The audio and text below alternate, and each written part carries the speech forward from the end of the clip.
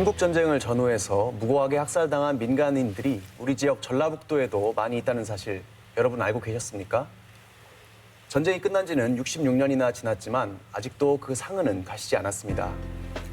희생자 유가족들은 진상규명과 명예회복을 요구하면서 지금도 길거리에 나서고 있는 실정인데요. 그래서 오늘 이슈인사이드에서는 국가와 공권력의 이름으로 자행된 한국전쟁 당시 민간인 학살의 진실에 대해서 이야기 나눠봅니다.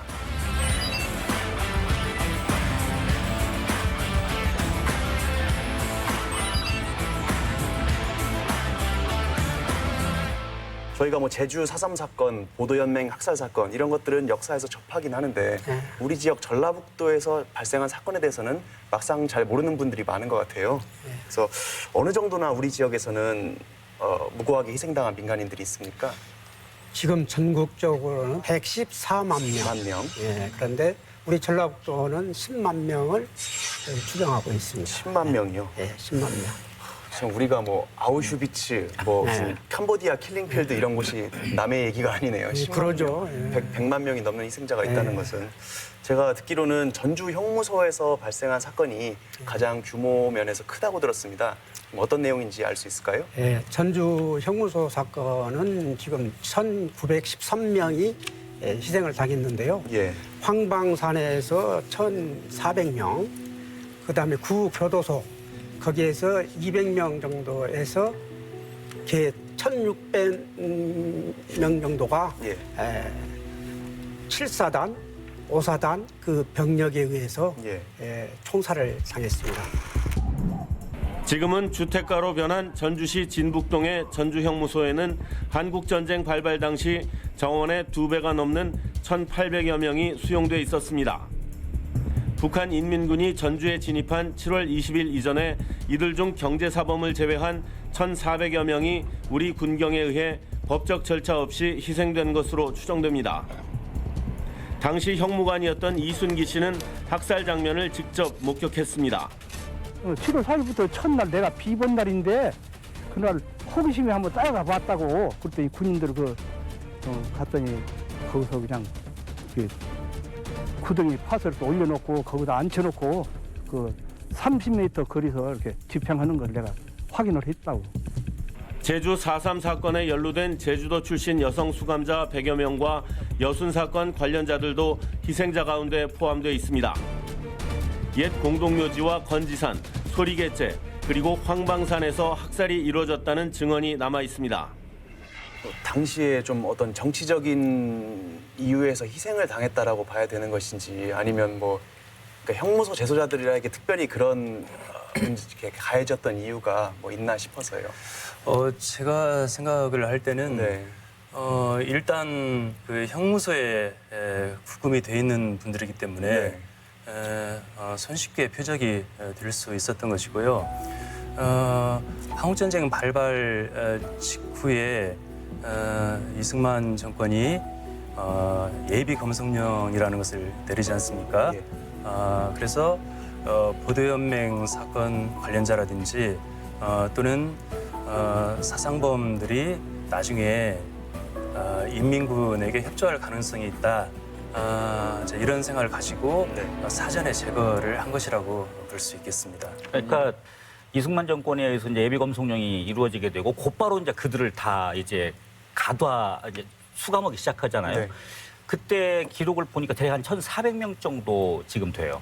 그리고 이제 6.25 사변이 일어난 그 이후 3일 있다가 서대문 형무소에 또 구금 중이었던 정치사범들 700여 명을 다시 이쪽으로 이감을 하게 됩니다. 근데 그리고 또 학살이 이루어지게 되는 거거든요. 이런 내용을 보면은 이 전주 형무소에서 일어났던 이런 그 여러 가지 불미스러운 일들이 사실은 이데올로기적인 학살 혹은 뭐 정치적 학살, 다시 말하자면 이데올로기라고 하는 것은 아까도 뭐 좌익 우익 지금 나누는 그런 시기니까요. 뭐 충분히 그렇게 봐도 무방하지 않을까 싶습니다. 근데 저 같은 경우는 이제 약간 좀 생각이 다른 게 그 관련 자료를 보니까 대전, 대구, 부산 형무소, 전주, 청주, 공주, 광주, 목포, 진주교도소에서 수천 명씩 동시에 처형이 된 거거든요. 그래서 이 보도연맹이나 이 형무소에서, 그러니까 교도소에서 이루어진 이 집단 학살은 저는 그냥 독재 정권에 의한 학살이라고 생각이 들거든요. 그러니까 내 방식에 따르지 않으면 죽이겠다라는 뜻처럼 저는 보여져서 저는 뭐 요즘 그쪽 그 정치 쪽 그쪽을 계승한 분들이 그런 이유에서 여전히 빨갱이란 말을 이렇게 좋아하시는 거 아닌가라는 그런 생각도 좀 해봤습니다. 어쨌든 그 당시에 학살을 했던 명분은 빨갱이거나 빨갱이에 부역한 사람들이기 때문에 학살을 했다 이렇게 이야기를 하는 것이겠죠. 예, 그러죠. 이게 그때 당시는 뭐 이념이 다르다고 해서 네. 또 사상이 다르다고 해서 이 사상범으로 이거 몰아서 예. 전부 그 총살을 시킨 거예요. 네. 사실은 재판을 안 받은 상태에 구금이 돼 있는 상태인데도 그 사람들까지 전부 총살을 시켜버린 거예요. 그러니까 지금 중요한 네. 간과해서는 안 되는 것 중에 하나가 지금 저희들은 전주 형무소 지금 학살 사건을 이야기하지만 네. 그 당시에 재소자 중에 일부는 사실 우리가 작은 전쟁이라고 부르는 이미 전쟁 이전부터 지금 와 있었던 그렇죠. 예, 네. 그분들이 있었다는 것이죠. 그러죠. 기본적으로는 인민군에게 협조할 가능성이 있는 네. 이런 인사들을 사전에 제거하겠다. 네. 그렇죠. 이런 것이 이제 기본 그들의 이제 깔린 사고 방식이라고 볼 수 있겠는데 아까 신 패널께서 말씀하셨듯이 이 보도 연맹 같은 경우에는 사실 과거에 좌익 활동했던 사람들을 보호해서 좋은 길로 인도한다 이런 취지였고 네. 그래서 자유 활동을 과거에 한때 했다고 하더라도 거기에 가입만 하게 되면 모든 죄를 다 깨끗이 용서해주겠다. 네. 국가에서 이런 약속을 하고 조직을 한 단체란 말이죠. 그런데 막상 전쟁이 터지니까 이렇게 돌아서서 그들을 다 좌익의 사범으로 몰아서 일시에 이렇게 처형을 한 것이거든요. 그러니까 그런 점에서는 신 패널님의 말씀이 일리가 있는 것이기도 한 거죠. 또 우리 정부의 군경 말고도 또 미군에 의해서 희생당한 네. 사건도 우리 지역에 있다고 들었습니다. 뭐 네. 어떤 사건입니까? 익산 폭파 사건이죠. 익산역. 예. 예. 폭격. 그때 당시는 이리역 폭격 사건. 예. 이리역뿐만이 아니라 인근 만경강 철교까지 그다음에 변전소. 전전도 네. 맞습니다. 예. 예. 그다음에 주민이 살고 있는 이 송악동 50채가 되는데 거기에다가 전부 폭발을 해버렸잖아요. 뭐 미군이 예. 잘못 폭탄을 투하한 겁니까? 아니면 의도적으로 폭격을 한 그런 게 겁니까? 뭐 잘못했다라고도 이 얘기가 그런 소리 나오고 네. 실질적으로는 그 우리 북한군이 저 청주까지 진입을 했었잖아요. 네. 그러면 청주에서 진입을 하면 이 기찻길을 뭐 광주 쪽이라든지 여수 쪽이라든지 그 길을 못 가게 하기 위해서 폭발을 했다라는 그런 설도 있고 뭐 그렇거든요 지금. 근데 자료를 그래서, 그때 예. 네, 그때 자료를 보면 예. 민간인들이 미군 비행기를 보고 반가워서 예, 그래요. 반갑게 막 예. 태극기랑 깃발을 흔들었다고 하는데 예. 거기에 습격을 한 이유가 무엇인지 잘 납득이 안 돼서요. 이리역 그 직원들은 우리 저 미군 비행기가 이게 날리니까 이 좋다고 태극기 흔들어주고 했는데 느닷없이 뭐 이제 막 쏘아버리니까. 사실 오인에 의한 거라고 일단 그렇게 이야기는 하고 있지만 네. 실질적으로 그들 내부에 지금 들어왔던 이야기 중에는 하얀 옷을 입은 사람들을 갖다가 사실 죽여도 좋다고 하는 네. 이런 그 나름대로의 그 미군의 그런 시각들이 팽배해 있었던 것 같아요. 흰 옷을 입으면 적국 네, 적국으로 본다는 것입니다. 그러니까 그런 상황 속에서 이제 그 폭탄이 투하가 됐고 이제 학살을 했다는 것인데 이렇게 되면 우리가 흔히 이야기하는 뭐 인종 학살에 해당하는 우리가 흔히 이야기하는 제노사이드와 같은 이런 학살의 유형이 지금 여기에 해당이 되는 것이죠. 결국은. 그러니까 그 안에는 아까도 이야기했지만 뭐 어린아이들도 있었지만 실제 그때 또 군에 징집되기 위해서 기다리고 있었던 젊은이들도 굉장히 많았었거든요. 수백 명이었거든요. 그들까지도 다 함께 지금 죽게 되는 정말 어처구니 없는 그런 일들이 지금 벌어지고 있다는 게 이게 문제인 것 같아요. 근데 이제 이게 확실한 것은 물론 진상조사위원회는 결론을 오폭으로 내리긴 그렇죠. 했어요. 네. 그런데 네. 이게 오폭이 납득이 안 되는 것은 총 3번을 폭격을 했거든요. 그러니까 1950년 7월 11일 날 2시에 이리역 일대를 한 번 폭격해서 민가 50채 파괴되고 10분 후에 2차 폭격한 다음에 네. 4일 후인 7월 15일 날 전투기 4대가 폭격으로 파괴된 곳 치우던 사람들을 다시 폭격한 거거든요. 네, 이거는 그러죠. 그러니까 어떤 이유로도 오폭이라고 말을 하기는 3번이 어떻게 오폭이 있을 수 있겠습니까? 말이 안 되는 네, 문제고. 말이 안 되죠. 사실 뭐 전쟁 중이라고 하더라도 뭐 민간인 특히 뭐 아동이나 부녀자들에 대한 학살은 정말 반인륜적인 범죄이기 때문에 절대 있어서는 안 되는 일임에도 불구하고 우리 국토에서 그것이 자행됐던 것 같습니다. 지금 뭐 이야기한 것이 인민군에 의한 학살도 있고 또 우리나라 군경에 의한 학살도 있었고 또 미군에 의한 학살도 있었는데요. 저희 그 최정근 사무국장님 가족사와 관련해서도 또 학살 안타까운 사건이 있었다고 들었습니다. 좀 어떤 내용인지 알 수 있을까요? 저희 아버님하고 그 제일로 큰 형님이 남산 폐광구리라는 곳에 그 저희 고향이 남산리예요. 아, 임실인가요? 임실 청호 그 남산리인데. 그러니까 폐광 이름이 남산광산이었잖아요. 남산 탄광이고 예. 저쪽 부흥 탄광이라고 하고 강진 쪽은 예. 이렇게 부르고 있는데 실질적으로 그때 정부에서는 370명 정도 된다라고 이제 보고를 했어요. 그런데 희생자 숫자가요? 희생자 숫자가 그런데 실질적으로는 596명. 예. 맞습니다. 그 정도 되는 걸로 지금 추정을 하고 있고 3월 14일부터 3월 16일간 3일간 소나무, 잡태나무, 그 고추대 이것을 불질러 갖고 굴 속에 들어가게끔 해서 질식사를 시킨 거예요.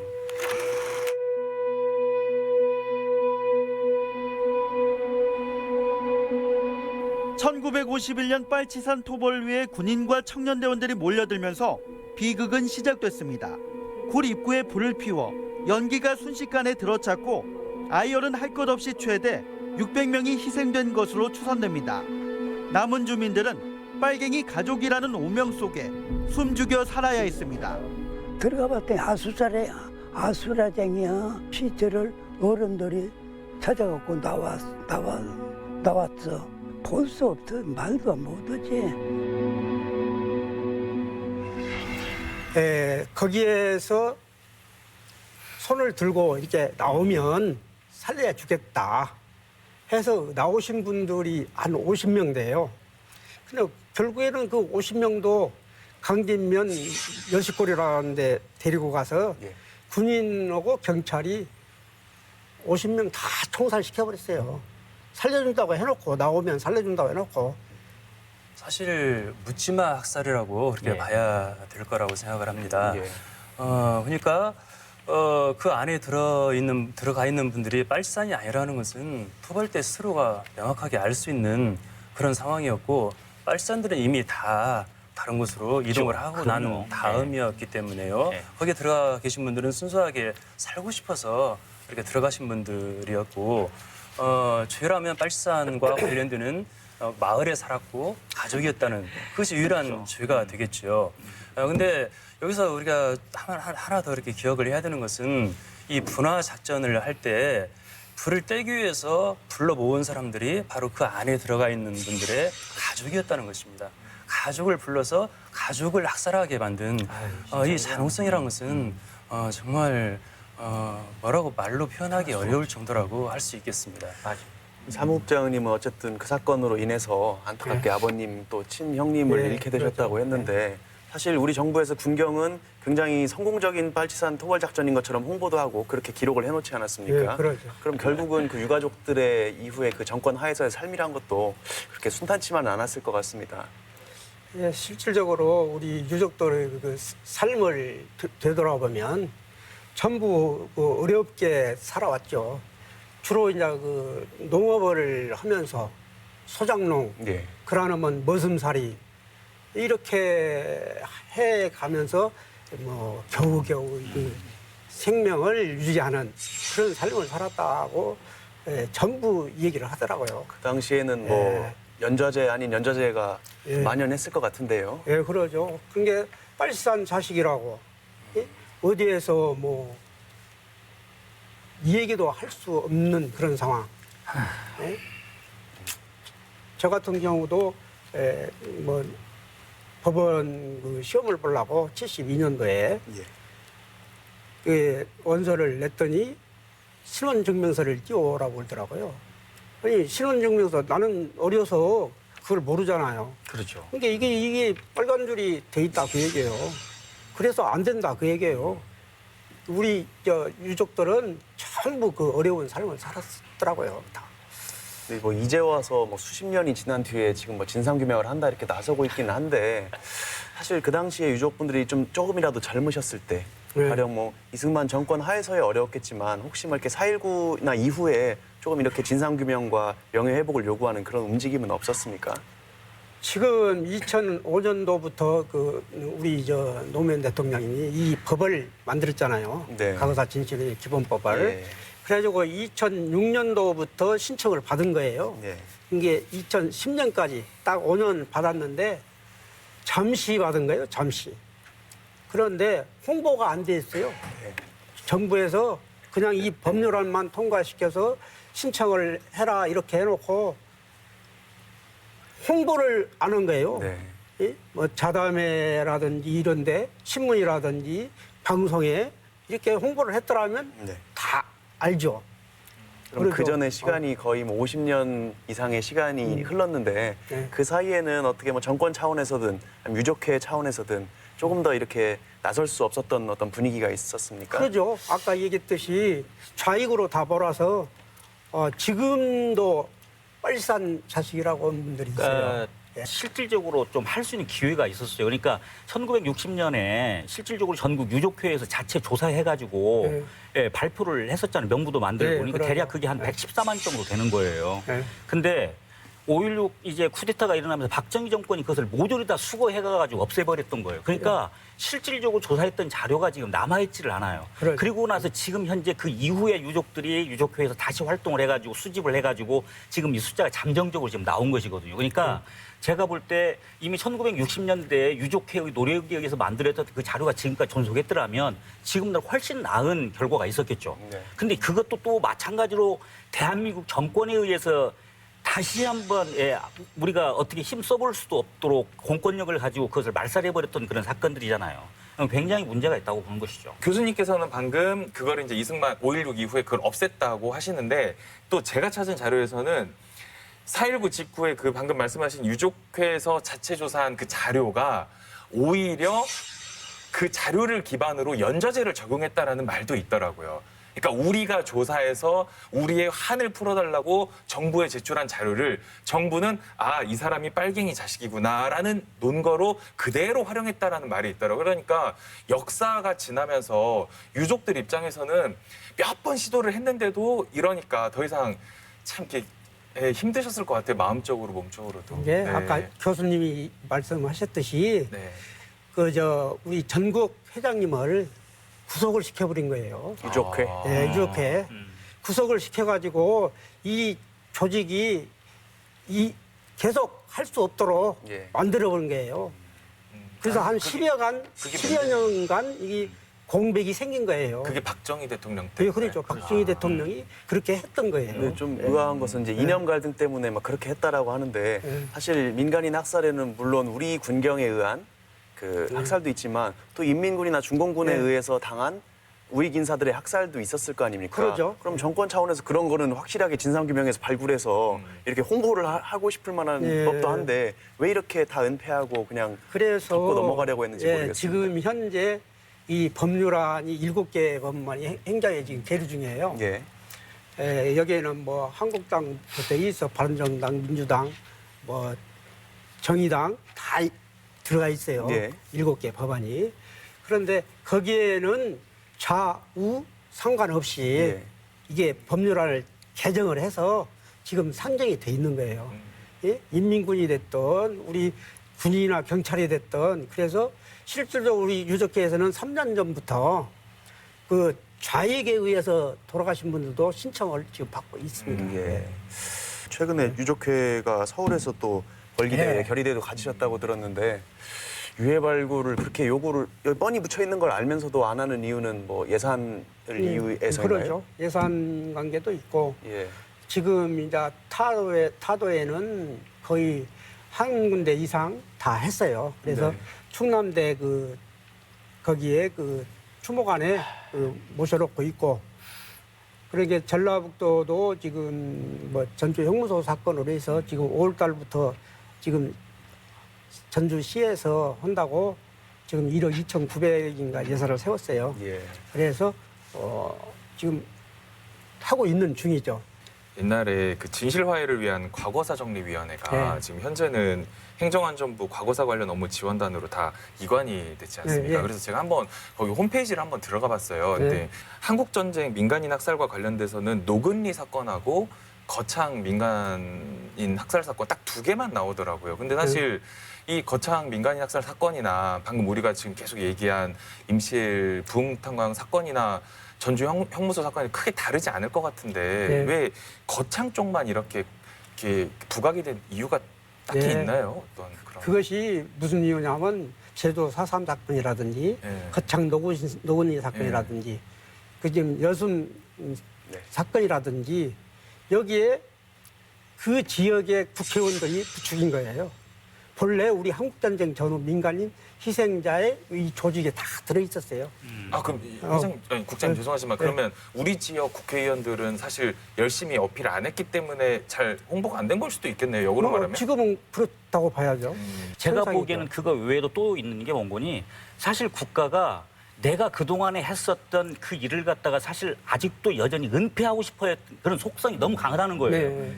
그것을 자꾸 이야기해주면 벌어지게 되는 거고 국가가 스스로 그런 폭력을 갖다 자행했다라고 하는 것을 스스로 자인하는 꼴이 되기 때문에 여전히 지금도 그것을 은폐하고 싶어하는 그런 욕구가 크다는 것이고요. 그것을 최근에도 제가 뉴스를 통해서 확인했지만 국방부에서 그런 요구를 했었을 때 그 대답이 우리는 잘 모르겠다. 그때는 정당하게 일을 치렀다. 그게 답변이에요. 대한민국 국방부의 답변이에요.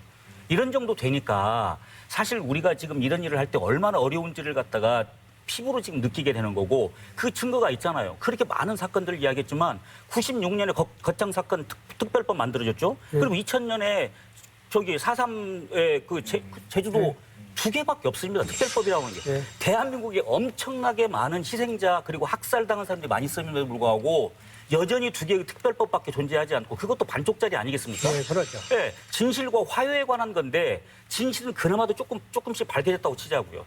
화해에 관한 것은 그게 목적임에도 불구하고 전혀 어디에도 없다는 것이죠. 이게 한계이고 이 문제라는 것입니다. 예. 이제 여순 사건도 지금 특별법을 추진하고 있어요. 아 그러니까요. 예. 그래서 우리 유족들은 엊그저께 그 집회를 총걸기대회를 했는데 네. 한 700여 명 모여서 했거든요. 네. 그래서 우리가 원하는 것은 결국에는 우리 기본법을 빨리 그렇죠. 제정해달라. 그리고 진실을 빨리 규명해달라. 그래야 우리나라가 정의의 그 국가가 되는 것이고 명예로운 것이 아니냐 이렇게 주장을 하고 있는 거죠. 일단 과거사 정리위원회를 다시 한번 좀 가동시키고자 하는 그런 의견이신가요? 아무요 지금 그 옛날에 노무현 대통령 때 만들었던 법을 네. 재개정하는 거예요. 네. 예? 그것을 법을 이명박 대통령, 박근혜 대통령이 계속 추진을 해줬더라면 이런 상황이 안 벌어지는데 그 대통령님들은 돈이 없으니 이걸 못 해주겠다. 유족권, 우리 유족이 114만 명인데 그 많은 숫자를 어떻게 돈이 얼마나 들어가는데 못 해주겠다. 그래서 이게 다 안 되고 있는 상황이었죠. 그러니까 과거를 부정했던 보수 정권이 그 네, 한계라고 그렇죠. 이야기할 수 네, 없잖아요, 그렇죠. 사실. 근데 이제 제가 알고 있기로는 우리 유족회 쪽에서는 제가 방금 말씀드린 그 과거사 정리위원회를 다시 부활시키는 것은 당연한 거고 당시에 그 있었던 그 진실화의 기본법 제 40조를 보면 네. 과거사 연구재단 설립이 이미 법률적 근거가 마련이 돼 있죠. 네, 그러죠. 예. 네. 그러니까 법률로 만들어 놓은 과거사 연구재단을 지금 현재 독일 같은 경우에는 그 기억 책임 미래 교수님 아시잖아요. 예. 기억 책임 미래재단 같이 약간 공익성을 지향하는 특수법인 형태로 만들자. 그렇게 해서 과거사를 정리해 주는 것과 역사를 청산하고 현재 있는 유족들을 지원해 주는 재단을 같이 가야 된다라는 게 유족회 입장이라고 저는 알고 지금도 있습니다. 그 이야기를 계속 네. 지금 주장을 예, 지금 예, 하고 예. 있는 것이죠. 그렇죠. 유족회에서는. 당시에 기존의 노무현 정권 때 작동됐던 과거사위가 활동을 하면서 그 나름대로 노력을 많이 했을 텐데 예. 우리 지역의 유족들은 그 당시에 어떤 그 신청이나 이런 것들은 많이 하지 않으셨던 것 같아요. 어떻습니까? 114만 명 중에서 예. 우리 나라 전체적으로 8,912명이 신청을 했어요. 그럼 1%도 안 되네요. 예, 0.8% 정도 되죠. 0.8% 정도 되는데 그게 또 이제 법률에 근거를 해서 이렇게 보상을 해줬다라면 상관이 없어요. 예. 그것도 우리 유족회에서 쉽게 말해서 민사소송을 해가지고 예. 승소를 한 거예요. 이 뭐 많이 받은 사람은 뭐 1억 5천에서 네. 적게는 8천, 뭐 6천 이게 이제 그건 과거 사위 활동에서 지급된 것이 아니고 별도로 예, 손해배상 민사소송을 해서 해서 받으신 예, 손해배상 것이고. 소송을 그 당시에 과거 사위 활동에서 조금 어떤 미진함을 느꼈기 때문에 신청을 안 한 겁니까? 아니면 뭐 홍보가 잘 안 돼서 신청을 홍보가 한 안 돼서 못 온 거죠. 네. 아까 얘기했듯이 정부에서 홍보를 적극적으로 하든지 아까 얘기했듯이 이제 신문이라든지 TV라든지 뭐 반상회를 열어서 이장들을 시켜서 이렇게 한다든지 그랬더라면 뭐 상관이 없는데 전라북도에서도 신청을 받았잖아요. 네. 근데 겨우 340명. 그것도 우리 유족들이 면사무소에 가서 왜 이 신청을 안 해주냐. 홍보를 좀 해라. 쫓아다녀서 걔나마 340명이 들어온 거예요. 대표님은 기존 과거 사위 활동에 대해서는 어떻게 평가하시나요? 일단 과거 사위 출범 자체가 너무 많이 늦었고 또 기간 자체도 절대적으로 짧았고 예. 또 도중에 2008년도에 이명박 정권이 들어서면서 위원들도 보수 성향의 맞습니다. 그런 위원으로 또 교체가 됐습니다. 그래서 뭐 여러 가지로 많이 미흡하고 그래서 근본적이고 좀 철저한 그런 진상 조사가 다시 후속 작업으로 이어져야 된다고 생각을 합니다. 맞습니다. 예, 오늘 슬슬 마무리할 시간이 된 것 같은데 오늘 한마디씩 돌아가면서 들으려고 하는데요. 조금 뭐 정부뿐만 아니고 뭐 다른 국민들에게 하고 싶으신 말씀이라든지 있으면 이렇게 한마디씩 듣고 마무리하겠습니다. 저는 현재 문재인 정부에게 드리고 싶은 말씀인데 현재 그 적폐 청산 작업에 힘을 쓰고 있지 않습니까? 그런데 이 적폐 역사를 청산하는 작업인데 이것이 박근혜 이명박 정권에 머물러서는 안 된다고 생각합니다. 해방 이후에 자행됐던 국가 폭력 그리고 국가 공권력이라는 이름으로 자행이 됐던 민간인 학살에 대한 그런 근본적이고 철저한 조사를 하는 데까지 좀 심화가 되고 확대가 돼야 될 것으로 생각합니다. 정의와 역사의 그 진실을 바로 세워 줄 것을 저는 당부를 드립니다. 네. 그 사실 그 유해 발굴하는 분 인터뷰도 제가 한번 언론을 통해서 봤었는데 자기도 아이를 키우는 아버지 입장으로서 그 꼬마 아이들 이렇게 해골, 유골이 이렇게 있는 걸 보면서 한동안 충격을 금치 못했다 이런 이야기 들었는데 또 조만간 진상규명을 위한 작업을 한다고 하니까 다시 한번 또 아픈 상처를 또 되새기는 시간을 가져야 될 것 같습니다. 네, 오늘 말씀 잘 들었습니다. 감사합니다. 이슈 옥타곤에서는 다양한 사회 문제에 관한 제보를 받고 있습니다. 시청자 여러분의 많은 관심 부탁드립니다. 최근 가습기 살균제 피해자들이 정부 차원의 치료 지원을 요구하면서 길거리로 나섰습니다. 전라북도에도 196명의 피해자가 있는데요. 한 번이라도 편하게 숨 쉬었으면 좋겠다. 이렇게 한탄하는 그들에게 2019년 6월 현재의 대한민국은 그야말로 총성 없는 전쟁터가 아닐까 싶습니다. 거대 자본이 저지른 폭력과 야만, 국가 차원에서 빨리 해결에 나서야 할 것입니다. 지금까지 이슈 옥타곤이었습니다. 감사합니다.